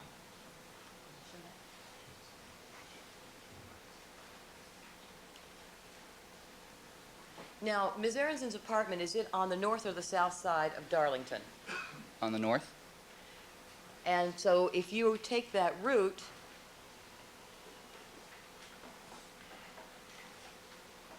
you can walk on the same side of the street, crossing only at the intersection of, what is that? Gorham and Westgate in order to get to the Mezzaluna. Is that right? That's correct. And you never have to cross Bundy at all, correct? Correct. So you left Ms. Aronson's apartment, you estimate, at some point after 8 o'clock. Correct. And it took you how long to walk to the Mezzaluna taking that direct route? I'd say approximately 10, maybe 15 minutes. Were you looking at your watch? No. You didn't time that, did you? No. You're just estimating for this jury, aren't you? Yes, I am. And you got to the Mezzaluna, you had dinner, correct? Correct. How long exactly did you spend having dinner with Ms. Aronson? I can't say exactly. You don't know because you weren't looking at your watch, is that right? That's correct. You're on a date. Correct. Okay. And after you finished eating, you left the restaurant, correct? Yes. You look at your watch at the time that you left? No, I did not. You don't know exactly what time you left, is that right? That's correct. You said that you paid your bill with a credit card, correct? Correct. And that after you paid, you stayed in the restaurant for some period of time. Yes. You did not look at your watch to see how long you spent in the restaurant after you paid the bill. Correct. A woman waited on you, is that right? Yes, you did. Do you recall what she looked like? I recall that she was attractive, darker skin. Ponytail? Her hair was in a ponytail? I don't recall. Do you know her name? No. You've been watching this trial, is that right? Yes, here and there. Okay. Do you recall seeing the people that testified that were working at the Mezzaluna that night? No, not specifically. You recall seeing a waitress by the name of Tia Gavin testify? No. Does that name ring a bell? No, it doesn't. So you paid the bill, and at some point after you paid the bill, you're not sure how long you and Ms. Aronson left, correct? Correct. And when you left, you state that you walked out the back door of the Mezzaluna. Yes. Can you describe the back door of the Mezzaluna that you say you walked out of? There's a little patio. I believe there's a little zigzag to go down to the street. Okay. And you could just walk out the door? You didn't have to step over any railing or fence or anything? Actually, I think I did hop over a railing. And for what reason did you take the back door? It's just closer towards the direction that we were going. Now, after you left, you went back to the restaurant to look for your keys, isn't that right? Momentarily after. And when you went back into the restaurant, there was no one else there, isn't that right? No other No patron? other customers. It was very empty. There may have been one other table. You recall telling myself and Mr. Hodgman back in September of 1994 that when you went back to the restaurant to look for your keys, you saw no other person there? That sounds familiar, yes? And who did you speak to about looking for your keys when you went back into the restaurant? Nobody. You just looked? They were just on my seat. I had them between my legs when I was sitting there. Okay, so you went back into the restaurant, retrieved your keys, and then went back out again, correct? Yes. And did you look to see how long it took you between the time you left the restaurant, went back in to get your keys, and went back out again? No, I did not. So when you actually left the restaurant for the last time, you do not know what time it was, is that correct? That's correct. And Ms. Aronson waited outside the restaurant for you when you did that? Yes. And then she and you walked out of the restaurant, is that right? Yes. Now look at the chart, if you will, People's 26. Can you indicate to us what route you took to leave the Mezzaluna? All right, Ms. Clark, before we start on that, I think we need to take a break. All right, ladies and gentlemen, we're going to take our mid-morning recess. Please remember all my admonitions to you. Mr. Mandel, you may step down. You're ordered to return in 15 minutes. All right?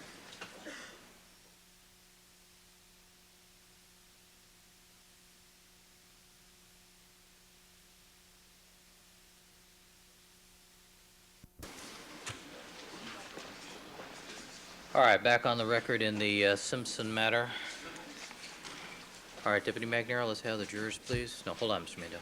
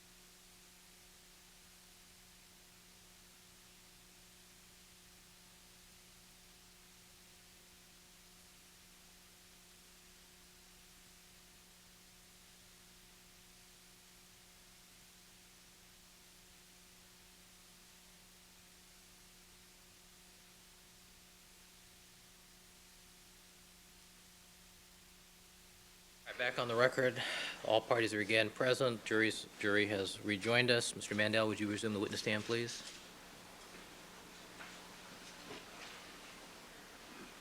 And pull the microphone close up to you, please. And Ms. Clark. Thank you, Your Honor. All right, now, over the break period here, you've had a chance to confer with Mr. Shapiro and the members of the defense team, correct? Correct. And you've made an effort to have the receipt from the Mezzaluna sent in here, is that correct? That's correct. As a matter of fact, after the events of June the 13th, at some point you actually wrote a letter to your credit card company to get them to send you a copy of your receipt, I telephoned them. and you made that effort to get the receipt because you thought it was important to find out exactly when you'd been at the restaurant. A police detective from the LAPD asked me to do it. Okay, and that was after July the 12th, is that right?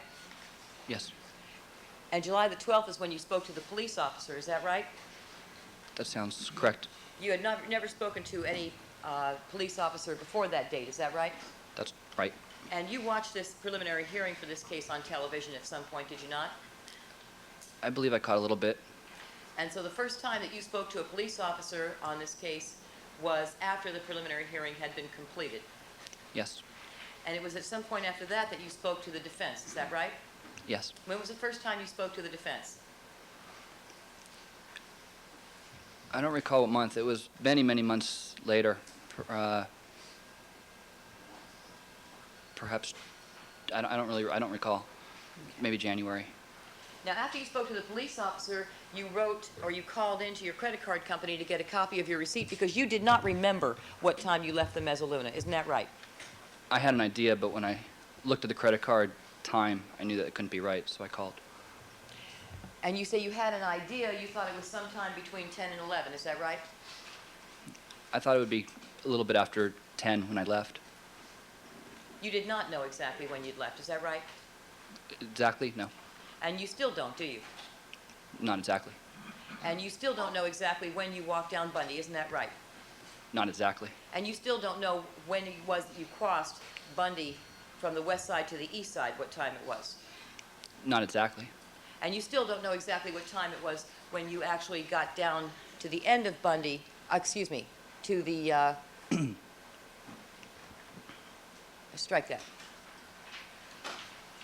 Now, but before you ever spoke to a police officer in this case, you spoke to Ms. Aronson several times about when you left the Mezzaluna and where you walked. Isn't that right? I think we spoke once or twice. Now, that blind date, that was the first time you'd ever met her on June the 12th. Is that right? That's true. And that was a setup by your doctor, mutual doctor? Yes. Has he set you up since? Attempted. Never mind. I'm sorry. Now, did you ever go out on a date with Ms. Aronson again after that night? No. So the only occasion you had to speak to her was because of this case, isn't that right? Yes. And that's all you talked about was this case, isn't that right? Just small talk. How you doing? But the reason that you got in touch with her was to talk about what time you left the Mezzaluna and where you walked when you left the Mezzaluna, isn't that right? Generally, yes. And you talked to her at least once, maybe more than that, Correct. 2 or 3 times perhaps. 2, perhaps, yes. And that was before you ever spoke to a police officer on June the 12th, isn't that right? July the 12th, isn't that right? Yes. So July the 12th, 1 month after the the date you had with Ms. Aronson on June the 12th, was the first time that you spoke to a police officer, right? Yes. And by that time, you'd spoken to Ms. Aronson 2, maybe 3 times about where you walked and when you walked there. Correct. And after that time that you spoke to the police officer, you spoke to Ms. Aronson again about this case, did you not? I don't recall specifically. You don't recall? Do you recall telling me in September of 1994 that you spoke to her again before coming into the office to see myself and Mr. Hodgman? No, I don't recall specifically. You don't recall that? Not specifically. I don't recall how many times we spoke. You have spoken, though, with her since July the 12th, correct? Yes. And you had a date with her since then? No. So the occasion for you to speak to her was about this case and the events that occurred on the night of June the 12th, isn't that right? Yes. And how many times have you spoken to her since July the 12th about this case? I think we've gone over this now 3 times. No, I'm talking about a different time period, Your Honor. That was before July the 12th, now it's after. Mr. Mandel? I remember we spoke on the day of the opening argument, and then I don't think we spoke again since. You saw her when you came into court today, didn't you? Well, yeah, since last week. Since the last week? Is that yes? Yes. How many Sorry. times have you seen her in the last week? I crossed by her one time earlier last week. In the courthouse? No. Where? In Mr. Cochran's office. In Mr. Cochran's office? Yes? Yes. And did you speak to Mr. Cochran? Yes, I did. And when was that? That was a week ago Monday. Was that the only time you spoke with Mr. Cochran? Yes, it was. And for how long did you speak to him? Just for, I don't know, maybe 20 minutes. And did he take any notes or make any report of your statement? No, I don't think he took any notes. Did he tape record your statement, if you know? I don't believe so. Who else was present when you spoke to him? Mr. Shapiro, Mr. Douglas, Mr. Bailey. What about Ms. Aronson? No, And you spoke to him for how long? To all of them for how long? perhaps 20 minutes. And after you spoke to them, did you see, or before you spoke to them, did you see Ms. Aronson at the office? Yes, I did. And where was she? She was leaving. And did you speak to her briefly before she left? Just, hi, how are you? And did you see her again after that point? Not until this morning. And you saw her outside here in the court building? Yes, I did. And did you talk to her? Again, just small talk. Hi, how you doing? And you've spoken to Mr. Shapiro this morning before you began your testimony? Not before I began, no. But at the break during your testimony, correct? Yes.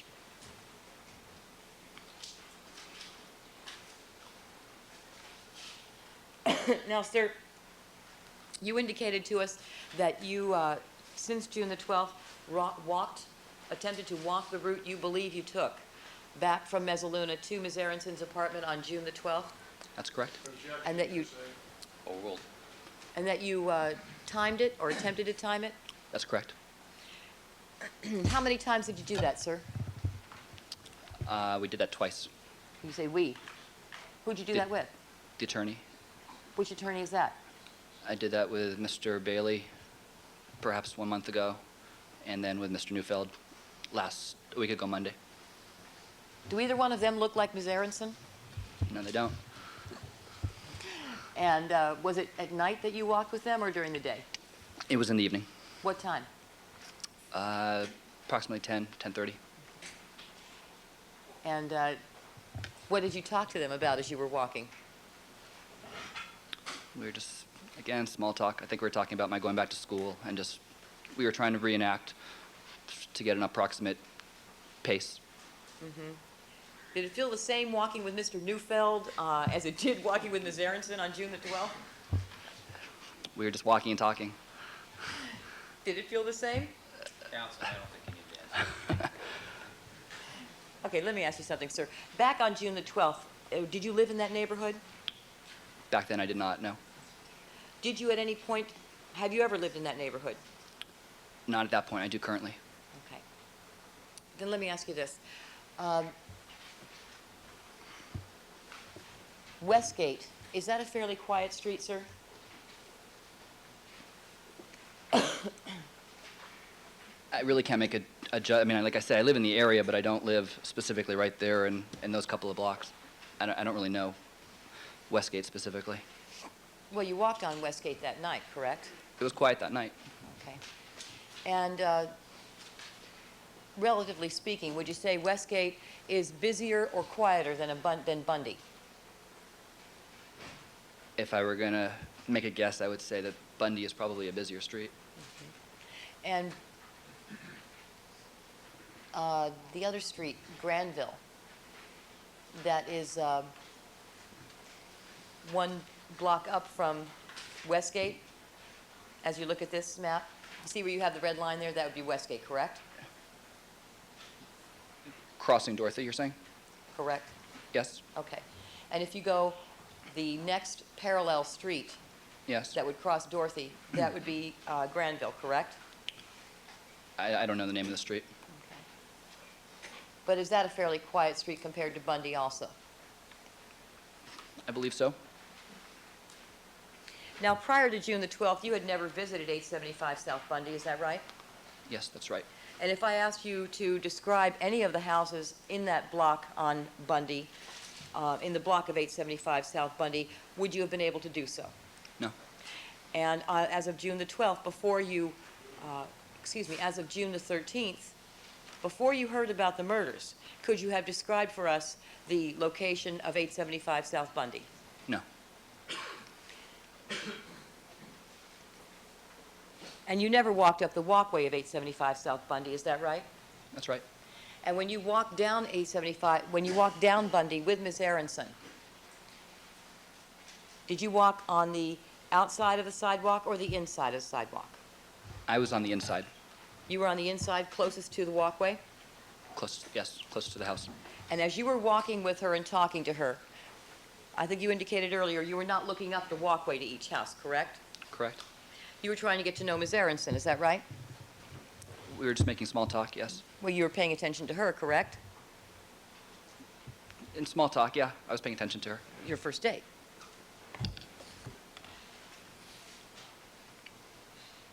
All right, now you indicated to us that you weren't sure exactly what route you took to Mezzaluna, correct? Correct.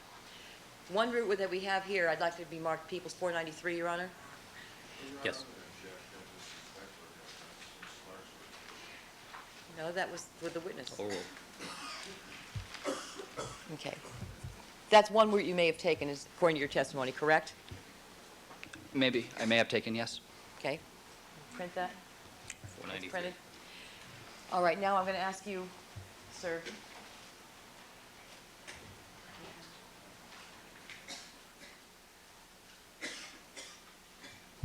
Start again at the same point on Darlington.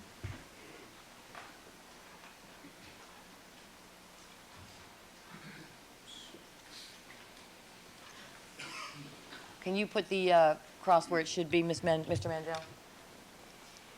It should be right there on that street. Okay. Can you tell us another route you may have taken?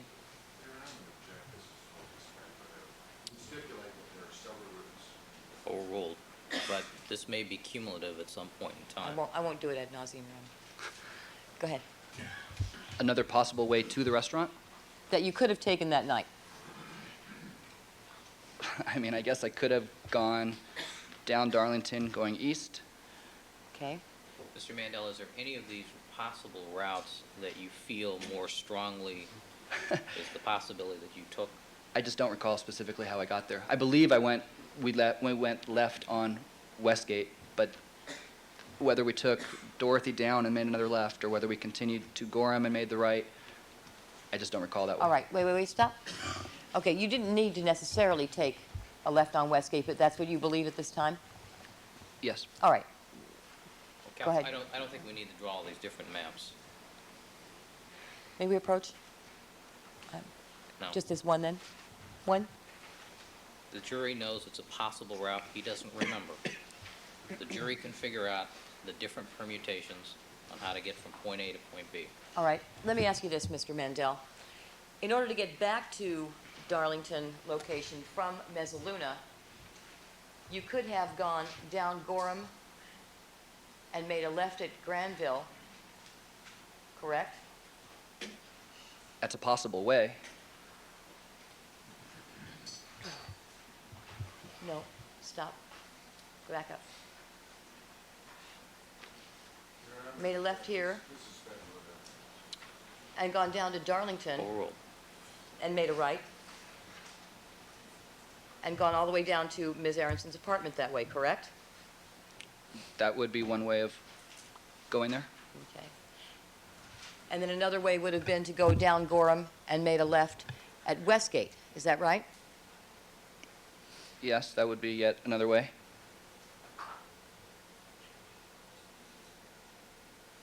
Now, if you had taken either one of those routes and gone...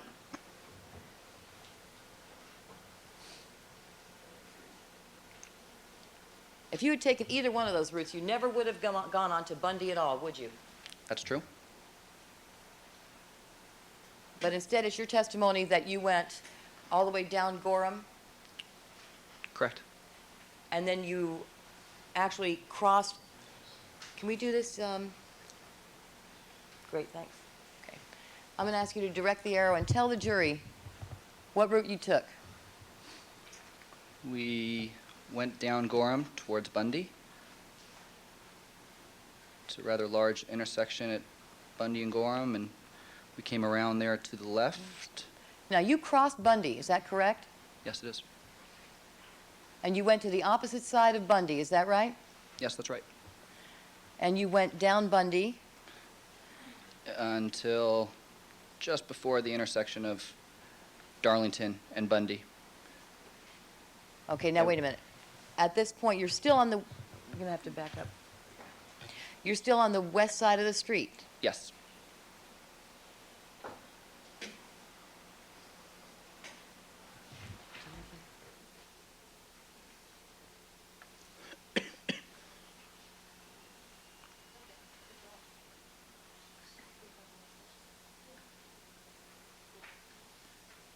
So you actually had to cross cross Bundy, correct? To stay on the west side? Yes, that's correct. And then you crossed Dorothy and you were still on the west side, is that right? Yes. That's your testimony? Yes, that's right. You're sure about that? I'm positive. And you continued on the west side of Bundy till almost, stop. Tell it where to stop. I'm telling him to stop. Yes, 'cause until just before the intersection of Darlington and Bundy. And then we crossed, I think there's a driveway right there, and we just diagonally went across the street onto Darlington, onto the north side of Darlington. So you went diagonally across the street.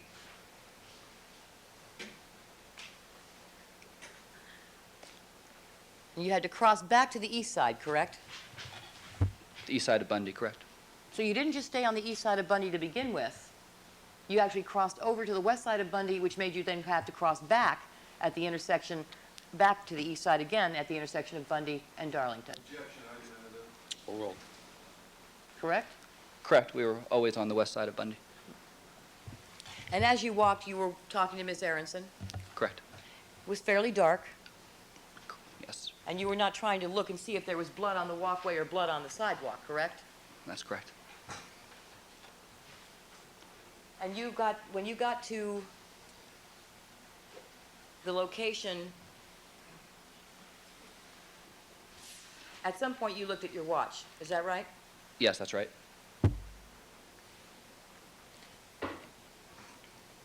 And where was it that you looked at your watch? Is at about the midpoint between that intersection of Bundy and Darlington and where Ellen's apartment is. There's a like an alleyway. And can you direct the arrow to that point? Yeah, if you go on to, well, it's right between the pink line and the first marking of Ellen's apartment. Approximately there. Can you change the orientation of the arrow? I think that would be more helpful. Is that correct? Yeah, well, a little closer towards the X. Yeah, approximately there. Okay, you're not sure exactly where you were when you looked at your watch, is that right? It was near that alley. I just can't tell exactly on this where that was. And when you looked at your watch, you thought it was about 10:30? Yes, You're not sure exactly, somewhere around 10:30, correct? correct. And at that point, you made an estimate of how long it had been since you passed by the location of 875 South Bundy? I didn't do that evening, but You've done that since then? yes, I have. And when was the first time you did that? I suppose I began thinking about it, back that week in June. So it was, what, a couple days after it happened? I don't know, perhaps not, yeah, a couple days after. And all you could do was estimate, because you were not looking at your watch when you say you walked down across 875 South Bundy, correct? Overruled. I did not look at my watch when I was at 875, no. You didn't look at your watch at any point when you were walking down Bundy, did you? No, And you didn't look at your watch when you left the restaurant, did you? no, And the only time you remember looking at your watch at this point was when you got down to Darlington, is that right? that's correct. When you say now it was about 10:30, correct? Correct. And you then walked Ms. Aronson home, is that right? Yes, that's right. And how long did you stay in her apartment? I stayed until probably 11 o'clock, approximately 11 o'clock. Did you hear any dogs barking at any point that night? No, I did not. And when you left her apartment, did you drive? Yes, I did. And where did you drive? I headed east on Darlington. And did you hear any dogs barking at that time? No, I did not. You didn't live in the neighborhood, correct? No, I didn't. So you never heard any dogs barking at any time that night, did you? Nothing that I can recollect, no. You have no recollection of any dogs barking. Correct.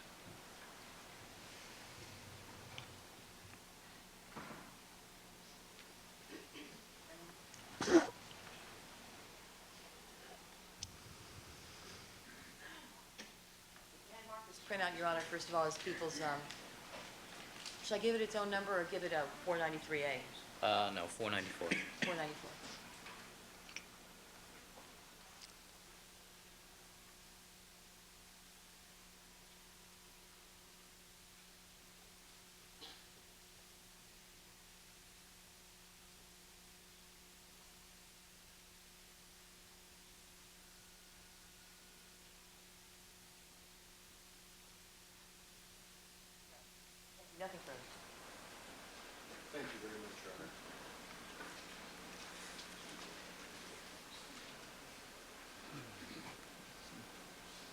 Mr. Mandel,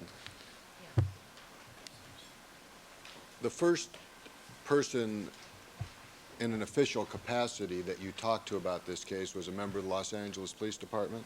Yes, that's true. And when you talked to that person, did you tell them that you went by the location of Nicole Brown Simpson's condominium on June the 12th? Yes, I did. And did you tell them it was approximately 10:30? Yes, I did. And did you tell them that you did not hear any dog bark? Yes, I did. Did you tell them that you did not hear any dog wail? Yes, I did. Did you tell them that you did not see any dog?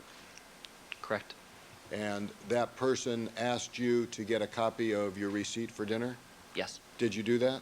Yes, I did. Your Honor, may I mark as defense next did you call the credit card company? Yes, I did. And did they send you, thank you, did they send you back correspondence with a copy of your credit card receipt? Yeah, that's what they did. May this be marked 1241. 1241? I've given a Should be copy. 1231. 1231. I've given a copy to Ms. Clark, and 1232. And do you have a copy of that receipt at your office? Yes, I do. And at the break, did we have a conversation? Yes, we did. Did you approach me? No, you approached me. Okay. And what was the conversation about? If I could retrieve that receipt. And did you? Yes, I did. All right. Let me, may I approach, Your Honor? You may. We'll substitute later. Do you have the original of that receipt now? Yes, I do. Or not, well, I have it in my office. You have it in your office. Can you have that forwarded here, and we can exchange that? Sure. Is this a copy of the letter, number 1231, that came back with that receipt? Yes, it is. And there is a copy of the receipt there. Correct. Is there a date on that receipt? Yes, there is. What is the date? June 12, 1994. And is there a name of a restaurant on that receipt? It's Metzaluna Cafe. And is there an amount on that receipt? Yes, there is. What's the amount?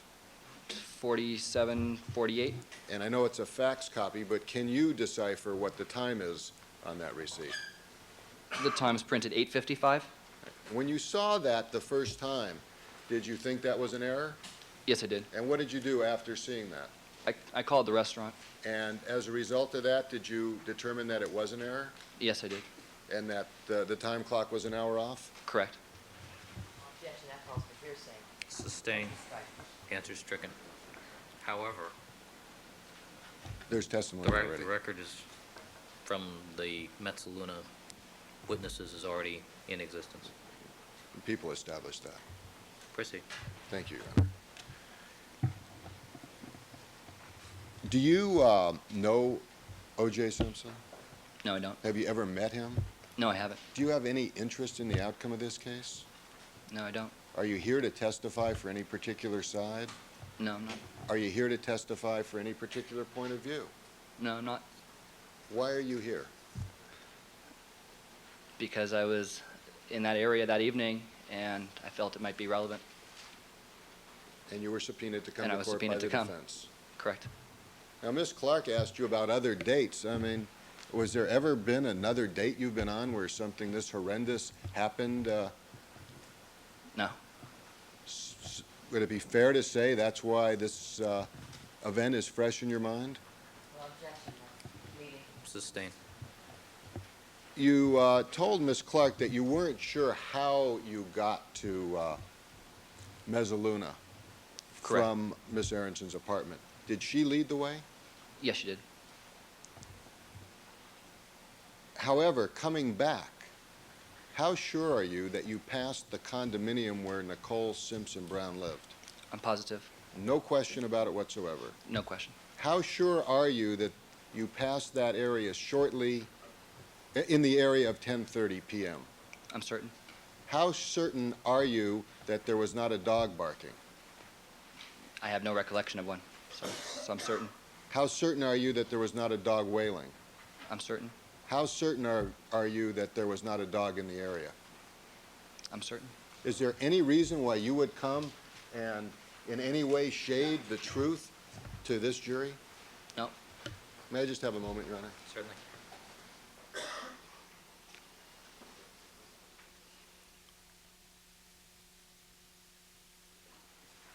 I have nothing further. Thank you very much. Okay. Mr. Mandel, you're certain there was no dog in the area? I'm certain that I don't have a recollection of a dog wailing. Right. You're certain you did not see a dog in the area, isn't that right? That's correct. You're certain you do not recall hearing a dog in the area, isn't that right? That's correct. If other witnesses did hear a dog in the area, does that mean they are all wrong, Mr. Mandel? Argumentative. You're certain of what you recall, isn't that right, sir? Yes. You cannot sit here and tell this jury that there was no dog in the neighborhood at that time, can you? Overruled. Overruled. Just that I didn't see one. That's all you can say, isn't that right? That's correct. When you were on a blind date walking down a dark street with Ms. Aronson on the night of June the 12th, correct? Correct.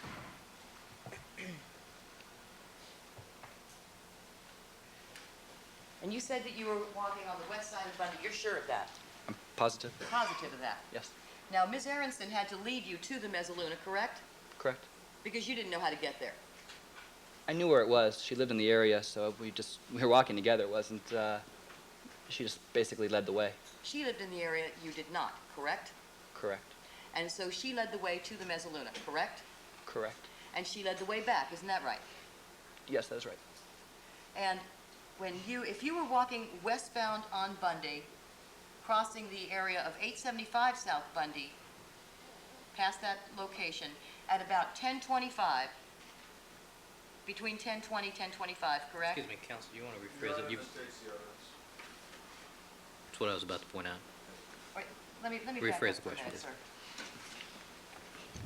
You got your receipt, and it said on the receipt that you paid your bill at the Mezzaluna at 8:50, 8:55?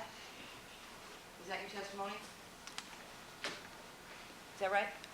It's stamped 8:55, but I believe it was 9:55.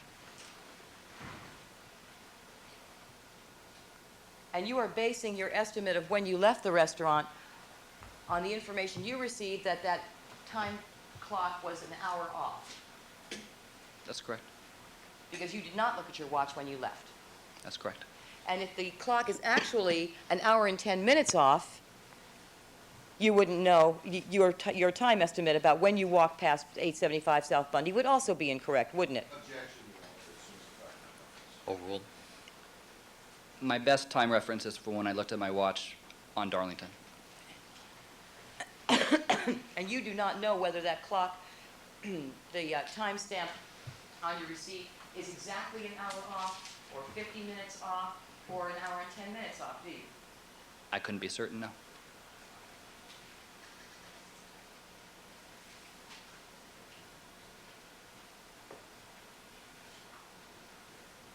Now tell us, is it your testimony, sir, that you walked past 875 South Bundy sometime between 10:20 and 10:25, I'd say approximately 10:25. or between 10:25 and 10:30? I'd say it's probably closer to 10:25 and 10:30. So if you were walking down Bundy, passing 875 South Bundy at about 10:25, that means that you would have crossed Dorothy at what, about 10:26? Dorothy, correct? And that means that you would have been just above 875 at about 10:23? Sounds reasonable. And if someone was in their home just south of Dorothy, looking north on Bundy, he should have been able to see you, isn't that right? Walking south on Bundy? Sustained. To your knowledge, sir, are you aware that someone testified that they looked out their window from that location I just pointed to south of Dorothy, looking north on Bundy, and saw no one walking down South Bundy at approximately 10:23? I hadn't heard that, no. But of course, if you were walking down Westgate, he wouldn't have seen you on Bundy, would he? Sustained. I have nothing further.